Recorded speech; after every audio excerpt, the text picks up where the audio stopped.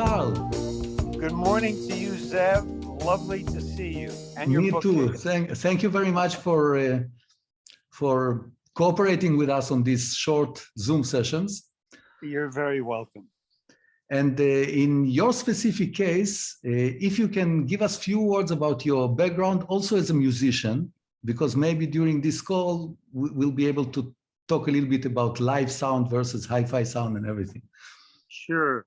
Well, you and I have had a lot of discussions, and I think part of what's interesting as far as a musician goes, because I do play the piano and I do listen for certain qualities in a piano.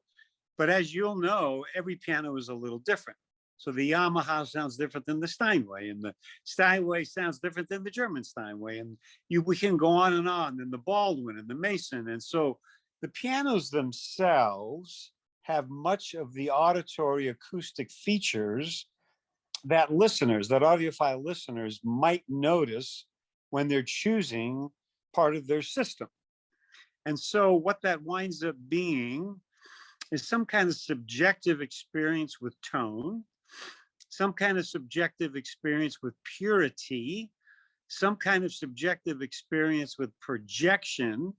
I mean, all these terms are lovely kind of aesthetic ways to describe something that's difficult to describe.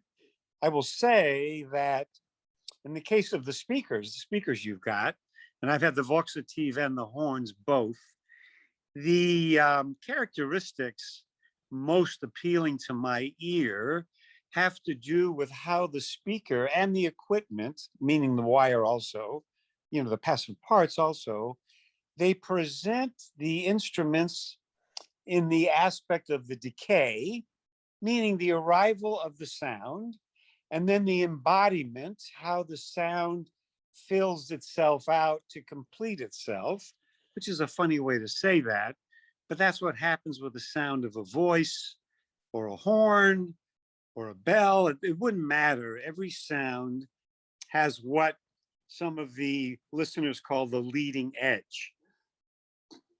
And that leading edge has to have a tail or a trail. And the tail or the trail represents the dimensionality of how it forms itself as an instrument. It has a tonality, it has a breathiness, and depending on the recording, it can sound very immediate or a little distant. Depending on the recording, it has relationships to other instruments in the recording. And again, depending on how the engineers do their work, it has a relationship to the acoustic space that it's been recorded in. And all of these qualities of listening can be heard to some degree or another very satisfactorily with the equipment and with the speakers somebody chooses. In my case, the horns came to me a little bit by default because you loaned them to me when the Voxative were in transit. And I had gotten very in love with the Voxative because it does so many things really well. Also, it's efficient. And also, it's a bipole. So you get a tremendous sense of air and space and the fullness of space.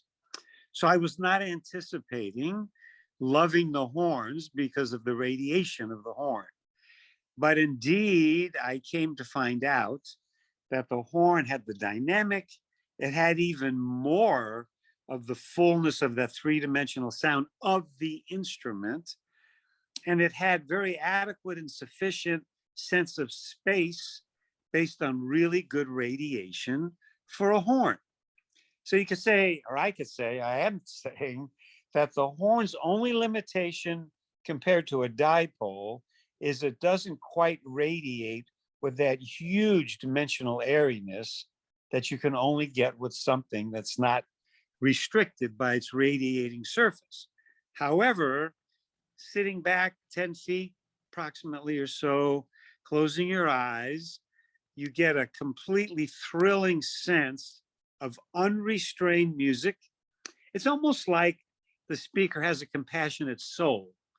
Set up correctly, the feeling, the sensuality, the sensorium of listening to the horn system.